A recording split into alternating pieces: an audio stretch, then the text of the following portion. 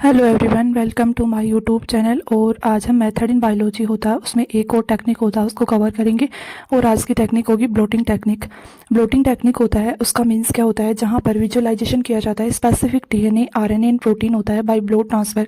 Bloat होता है उसका मीन्स होता है स्पोर्ट। स्पोर्ट मतलब डब्बा होता है। जबकि ब्लोटिंग टेक्निक होता है उसके अंदर कौन कौन से टाइप होते हैं, तो इसमें मेनली 4 टाइप के होते हैं। वो ब्लोटिंग टेक्निक होता है उसकी स्टडी करते हैं, जहाँ पर सबसे पहले होता है सर्दन ब्लोटिंग। सर्दन ब्लोटिंग होता है उसमें डिटेक्ट किया जाता है डीएनए होता है उसको।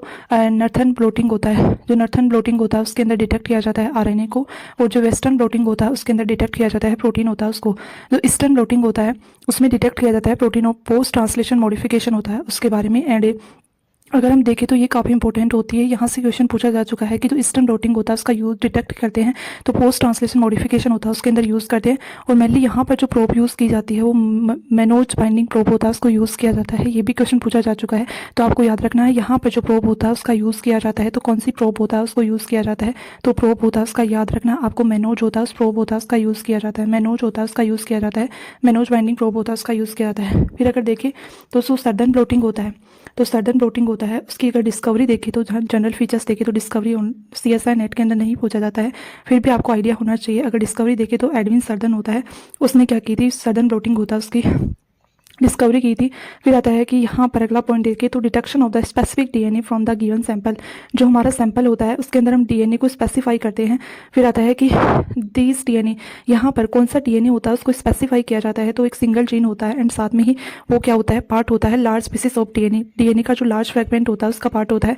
फिर आता है कि specific DNA sequence detect with help of probe, यानी प्रोब की हेल्प होता है उसके आधार पर हम स्पेसिफिक डीएनए होता है उसके सीक्वेंस को डिटेक्ट होता है वो कर पाते हैं।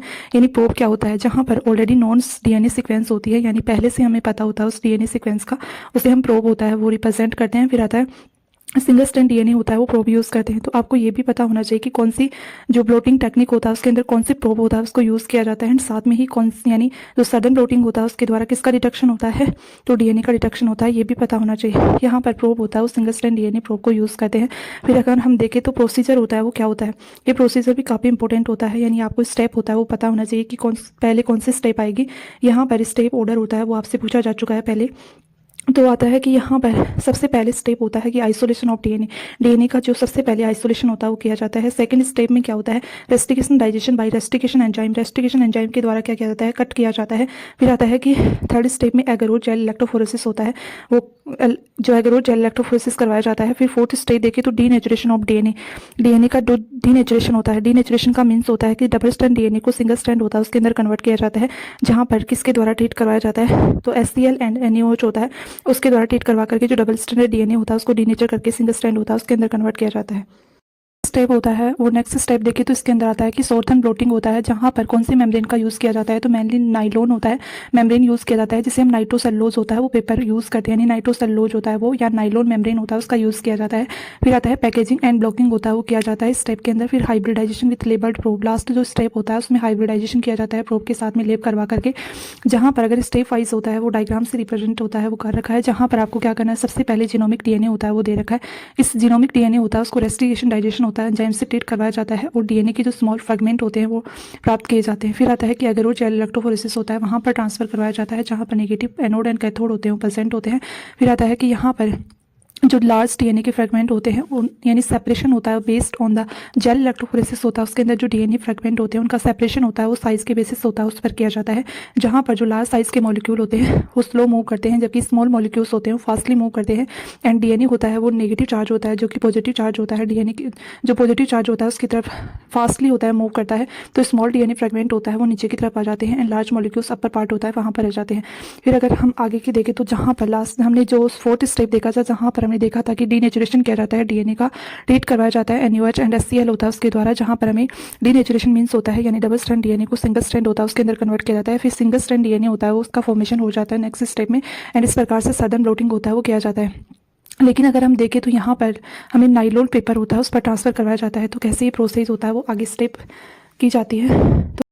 तो पात्र के अंदर होता है, यहाँ पर बफर सॉल्यूशन होता है वो लिया जाता है, इसके जस्ट अपर पार्ट होता है, वहाँ पर ब्लोटिंग पेपर होता है यानी जो फिल्टर पेपर होता है वो ट्रांसफर करवाया जाता है।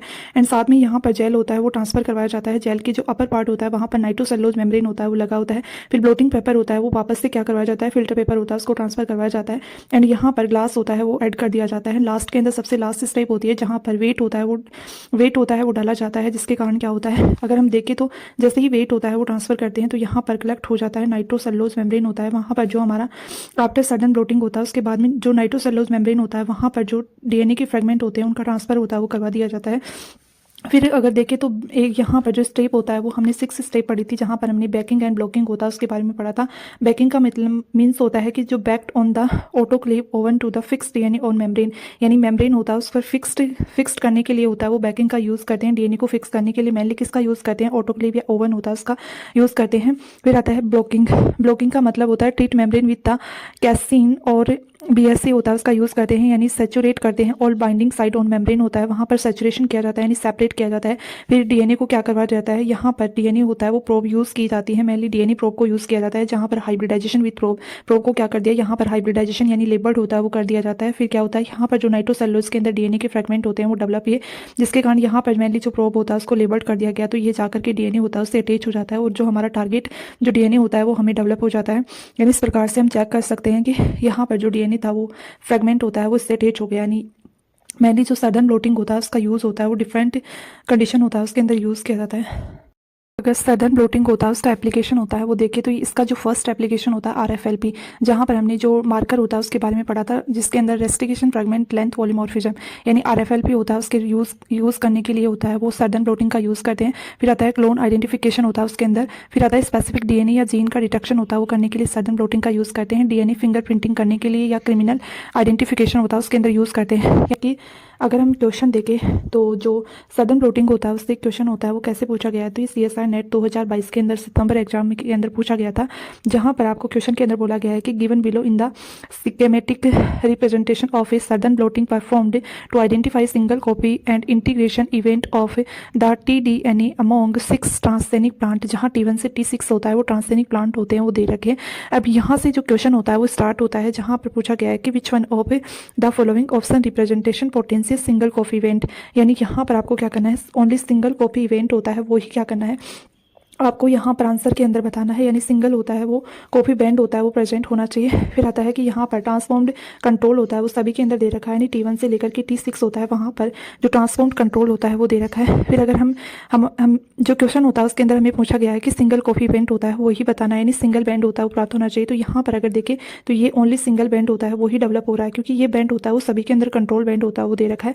यहाँ पर मेनली T2 होता है उसके अंदर 2 बैंड मिल रहे हैं, तो ये हमारा आंसर नहीं होगा। यानी हमें पूछा गया था T2 के अंदर हमें 2 बैंड होते हैं वो डेवलप हो रहे हैं, तो ये हमारा आंसर नहीं होगा। T3 के अंदर भी 2 बैंड होते हैं वो मिल रहे हैं। अगर T4 देखें तो यहाँ पर 3 बैंड होते हैं वो डेवलप हो रहे हैं। फिर T5 के अंदर देखें तो यहाँ पर 1 बैंड होता है वो डेवलप हो रहा है।